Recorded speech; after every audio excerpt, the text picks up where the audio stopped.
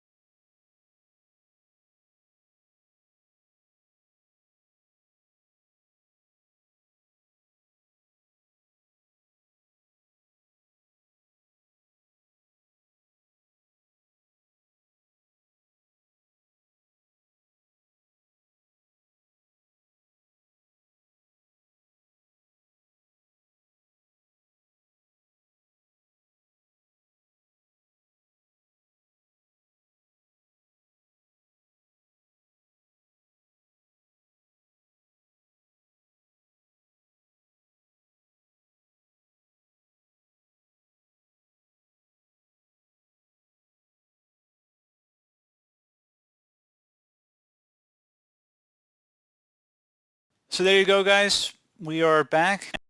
Anyway, once you've done that, you want to go ahead and open up the search menu, type in CMD. Best result should come back with command prompt. Go ahead and right click on that and select run as administrator. If you receive a user account control prompt, go ahead and select yes. And now into this elevated command line window, you want to type in SFC followed by a space /scan now. Scan now should all be one word attached to that / out front. Go ahead and hit enter on your keyboard to begin the system scan. This will take some time to run, so please be patient.